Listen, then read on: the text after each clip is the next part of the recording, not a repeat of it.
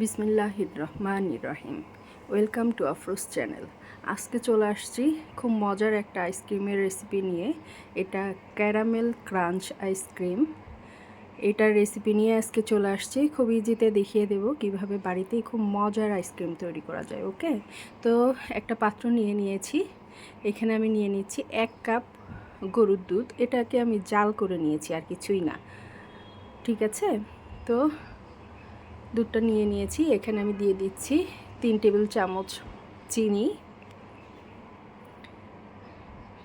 আর 1 table চামচ cornflour, 1/4 cup গুঁড়া দুধ।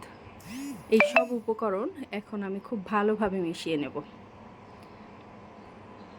এটা দিয়ে প্রথমে আমি একটা কাস্টার্ড তৈরি করে নেব। যে কোনো আইসক্রিম তৈরি করতে এই কাস্টার্ডটা প্রথমে আমাদের দরকার হবে।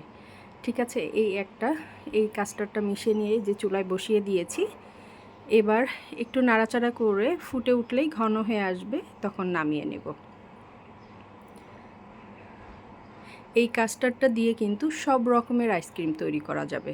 ঠিক আছে, তো যে কোনো আইসক্রিম তৈরিতে বেসিক এই কাস্টার্ডটা কিন্তু লাগবেই। তো কাস্টার্ডটা প্রথমে আমি তৈরি করে নিচ্ছি। অনবরত নাড়তে থাকতে হবে, কারণ কর্নফ্লাওয়ার আছে, গুঁড়া দুধ আছে, তো এই জন্য অনবরত নাড়াচাড়া করে কাস্টার্ডটা তৈরি করে নিতে হবে। এই যে প্রায় ফুটে আসছে, ফুটে উঠলেই কিন্তু কাস্টার্ডটা ঘন হয়ে যাবে।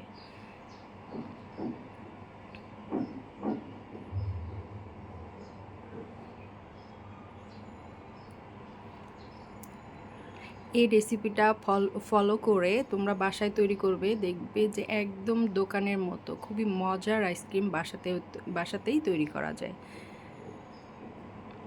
এই যে কাস্টার্ডটা ফুটে উঠছে,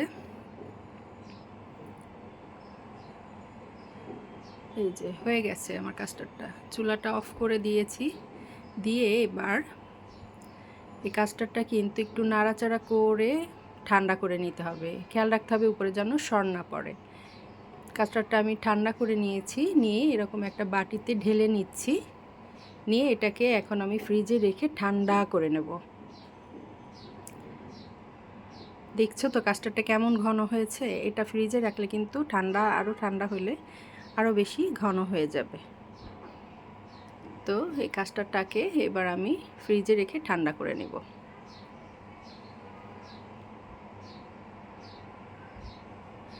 এবার যেহেতু ক্যারামেল ক্রাঞ্চ আইসক্রিম, তো ক্যারামেলটা এবার আমি তৈরি করে নেব। এখানে আমি 5 টেবিল চামচ চিনি নিয়েছি।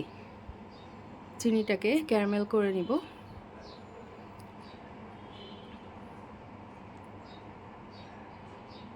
একদম নতুন ধরনের এই ক্যারামেল ক্রাঞ্চটা যখন আইসক্রিমের মধ্যে পড়ে খুবই মজা লাগে। আইসক্রিমটা খুব ইজিভাবে দেখিয়ে দিচ্ছি, বাসায় কিন্তু খুব সহজেই তৈরি করতে পারবে তোমরা।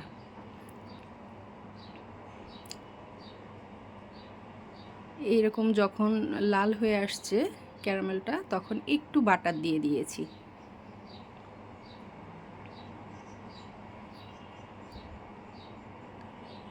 এর মধ্যে কিন্তু এবার আমি কিছুটা বাদাম দিব। এখানে আমি আলমন্ড ইউজ করেছি, তোমরা যে কোনো বাদাম ইউজ করতে পারবে, কোনো প্রবলেম নেই। এই যে এইভাবে ছোট ছোট করে কেটে নিয়েছি। এবার দিয়ে কিন্তু দেরি করা যাবে না, জাস্ট নাড়াচাড়া করেই নামিয়ে নিতে হবে। 1 মিনিটের মধ্যেই নামিয়ে নিতে হবে, নয়তো কিন্তু বেশি লাল হয়ে গেলে তখন তিতা লাগবে। ব্যাস হয়ে গিয়েছে। এবার কিন্তু আমি একটা প্লেটে ঢেলে নিচ্ছি। এরকম একটা স্টিলের প্লেটে ঢেলে নিচ্ছি, যাতে খুব সহজেই উঠানো যায়। এটা ঠান্ডা হয়ে গেলে কিন্তু খুব সহজেই উঠে আসবে। ঠিক আছে, তো আমি প্লেটে ঢেলে নিলাম।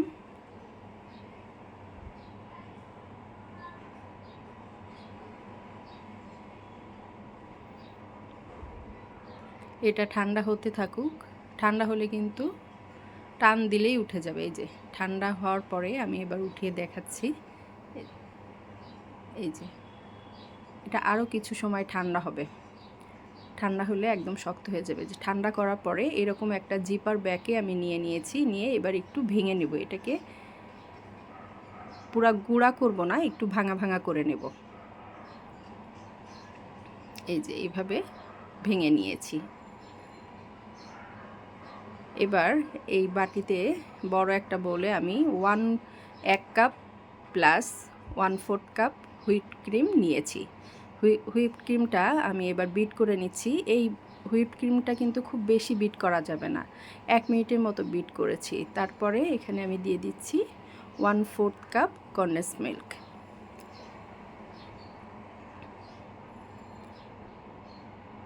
হুইপ ক্রিমটা কিন্তু খুব বেশি বিট করে ফোম করে নেওয়া যাবে না, ঠিক আছে? এবার আমি কনডেন্স মিল্কটা দিয়ে আর একটু সময় মানে 1 মিনিটেরও কম সময় বিট করে নিয়েছি, জাস্ট মিশিয়ে নেওয়ার মতো, ঠিক আছে? এবার যে কাস্টার্ডটা তৈরি করে নিয়েছিলাম সেটা এবার খুব ঠান্ডা ঠান্ডা এই ক্রিমের মধ্যে মিশিয়ে দিচ্ছি।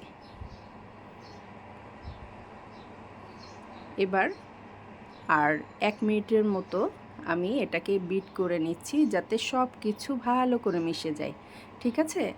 এবার বিট করার পরে এখানে আমি মিশিয়ে দিচ্ছি সেই যে ক্যারামেল ক্রাঞ্চগুলো ছিল ওগুলো, এবার স্প্যাচুলা দিয়ে ভালো করে মিশিয়ে নিচ্ছি। আর এখানে আমি দিয়ে দিচ্ছি কিছুটা চকলেট গ্রেট করে নিয়েছিলাম, সেটা মিশিয়ে দিলাম। চকলেটটা কিন্তু অপশনাল, চকলেটটা না দিলেও চলবে, ঠিক আছে? তোমাদের পছন্দ। আমার বাসায় সবাই খুব চকলেট পছন্দ করে, তো আমি একটু চকলেট দিয়ে দিচ্ছি।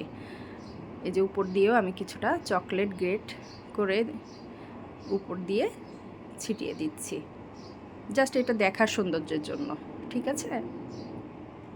চকলেটটার কারণে কিন্তু তেমন কোনো টেস্টে ডিফারেন্ট হয় না।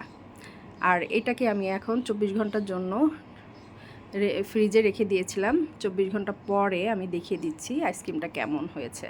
আমি একটা চামচের সাহায্যে তুলে নিচ্ছি। একদম আইসক্রিমের মধ্যে দেখতেই পাচ্ছ কোনো আইস ক্রিস্টাল নেই, একদম স্মুথভাবে উঠে আসছে, ঠিক আছে? আইসক্রিমটা দেখলেই কিন্তু বুঝতে পারবে আইসক্রিমটা কেমন হয়েছে। খুবই মজার ক্যারামেল ক্রাঞ্চ আইসক্রিম, তোমরা বাসাতে খুব সহজেই বানিয়ে নিতে পারবে। অবশ্যই বানাবে, দেখবে খুবই টেস্ট হবে। ওকে, থ্যাংক ইউ, আসসালামু আলাইকুম।